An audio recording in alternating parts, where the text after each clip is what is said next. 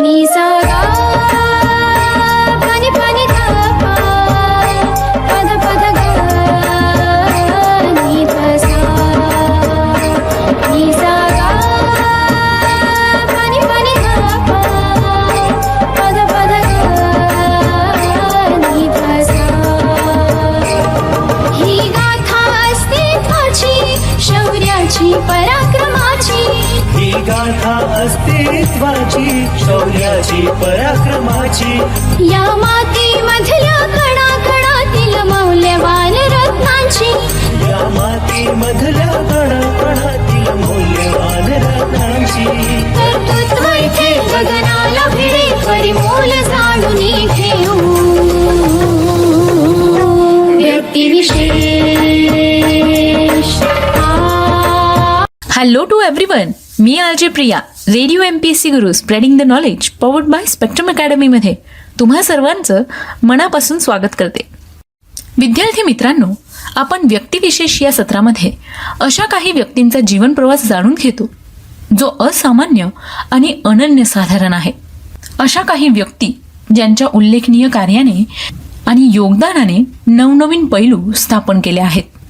अशाच काही अद्वितीय व्यक्तिमत्वाची जीवनगाथा आपण व्यक्तिविशेष या सत्रात ऐकत असतो. विद्यार्थी मित्रांनो, जून 1964 ते फेब्रुवारी 1990 हा कालावधी साधारण किती वर्षांचा असेल? हा कालावधी आहे तब्बल 27 वर्षांचा.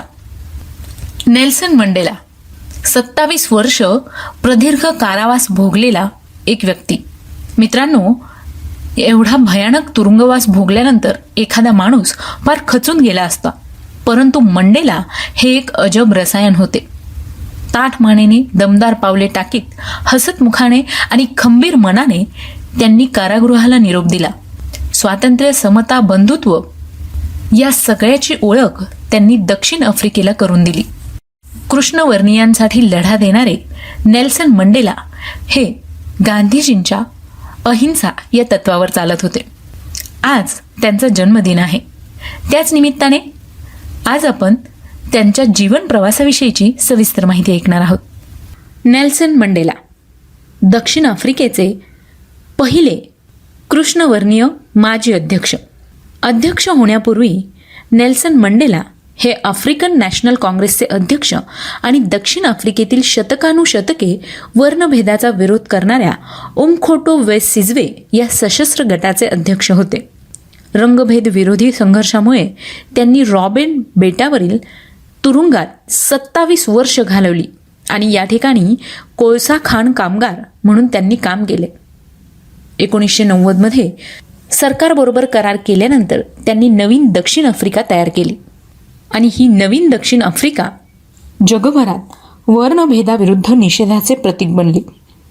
संयुक्त राष्ट्र संघटना नेल्सन मंडेला यांचा जन्मदिवस नेल्सन मंडेला आंतरराष्ट्रीय दिन म्हणून साजरा करतात.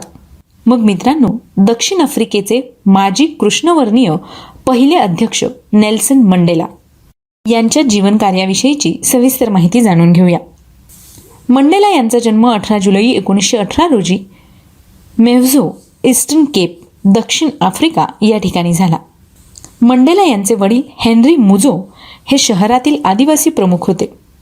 सरदारांच्या मुलाला स्थानिक भाषेत मंडेला म्हणतात आणि तेव्हापासूनच त्यांचे आडनाव पडले.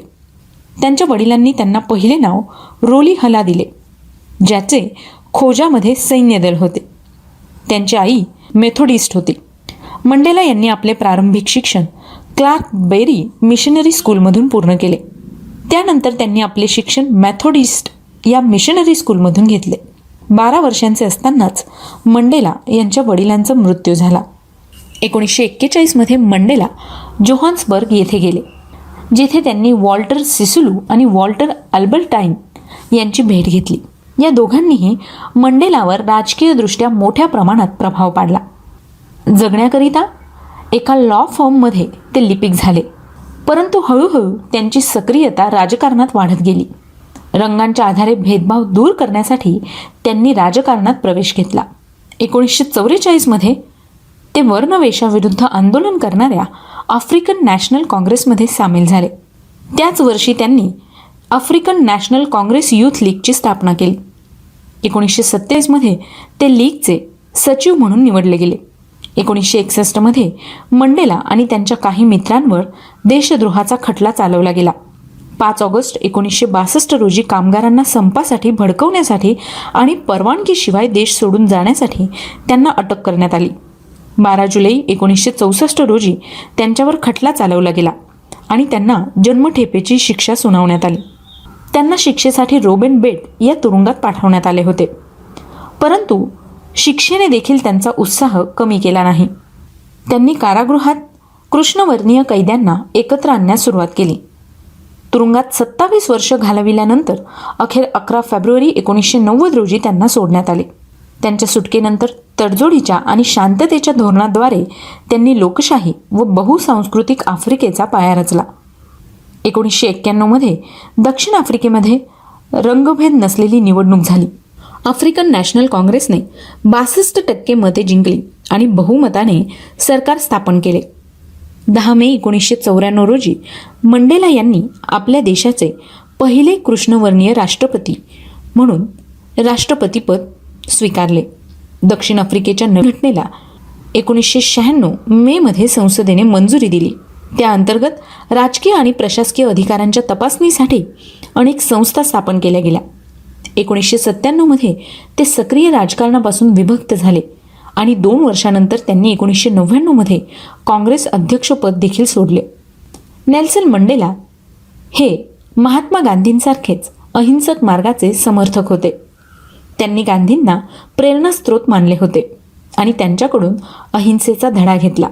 दक्षिण आफ्रिकेतील लोक नेल्सन मंडेला यांना राष्ट्रपिता म्हणून व्यापकपणे मानतात. त्याचबरोबर त्यांना लोकशाहीचा पहिला संस्थापक, राष्ट्रीय स्वतंत्रता आणि तारणहार म्हणून देखील ओळखलं जातं. एवढंच नव्हे तर 2004 जोहान्सबर्गमधील सॅन्टोन स्क्वेअर शॉपिंग सेंटरमध्ये मंडेला पुतळा देखील बसवला गेला आहे आणि या केंद्राचं नाव नेल्सन मंडेला स्क्वेअर ठेवले गेले. दक्षिण आफ्रिकेत त्यांना बऱ्याचदा मडिबा म्हणून देखील ओळखले जाते. नेल्सन मंडेला यांचे प्रत्येक पाऊल दक्षिण आफ्रिकेला स्वातंत्र्याकडे, स्वयंशासनाकडे, लोकशाहीकडे नेणारे होते. मंडेला हे तुरुंगाच्या 4 भिंतीतून मुक्त झाले असले तरी देखील ते दक्षिण आफ्रिका या विशाल कारागृहातच परतले होते. फेब्रुवारी 1990 जेव्हा मंडाले यांची सुटका झाली तेव्हा दक्षिण आफ्रिका म्हणजे एक विशाल तुरुंगच बनला होता. PW बोथांच्या वर्णद्वेषी सरकारने अन्याय, जुलूम यांचं सर्वोच्च शिखर गाठलं होतं. गोरे विरुद्ध काळे असे राजकीय ध्रुवीकरण झालेले होते आणि आर्थिक सामाजिक स्तरावर विषमतेची भयानक दरी निर्माण झालेली होती. दक्षिण आफ्रिकेचे मूळ भूमिपुत्र निग्रो हे दारिद्र्य, अज्ञान, रोगराई यांनी ग्रस्त झाले होते. याचबरोबर वर्णद्वेषी सरकारचा अन्याय आणि त्यांच्या धोरणांमुळे निरपराधी साधीभोळी जनता साध्या माणुसकीला देखील पारखी झाली होती.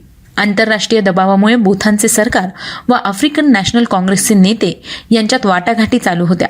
दक्षिण आफ्रिकेला लोकशाहीचे, स्वयंशासनाचे अधिकार देण्यासाठीची ही बोलणी कुर्मगतीने चालू होती. यानंतर काही दिवसातच दक्षिण आफ्रिकेत निवडणुका पार पडल्या. 27 एप्रिल 1994 रोजी दक्षिण आफ्रिकेच्या कोट्यवधी लोकांनी मतदान केले. अध्यक्ष म्हणून प्रचंड बहुमताने मंडेला यांची निवड देखील झाली. एका मृतप्राय झालेल्या राष्ट्राला संजीवनी देण्याची, राष्ट्राच्या नवनिर्माणाचे स्वप्न साकारण्याची, लोकांच्या आशा आकांक्षांना मूर्त रूप देण्याची खडतर जबाबदारी मोठ्या विश्वासाने जनतेने आपल्या प्रिय मडिबांकडे म्हणजेच मंडेलांकडे सोपवली. पुढील 5 वर्षांच्या आपल्या लोकाभिमुख सर्वसमावेशक कारभारांमुळे मंडेलांनी हा विश्वास सार्थ ठरवला. मंडेला यांनी शिक्षणाची दुरवस्था दूर करून शिक्षण पद्धती सदृढ करणं हे सर्वात महत्त्वाचं काम केलं. वर्णद्वेषी सरकारने निग्रोंना निकृष्ट प्रतीचे शिक्षण मिळेल अशीच व्यवस्था केली होती. दक्षिण आफ्रिकेचे पहिले लोकनियुक्त अध्यक्ष म्हणून शिक्षण पद्धतीत आमूलाग्र बदल करण्याचे महत्त्वाचे कार्य मंडेला यांनी केले.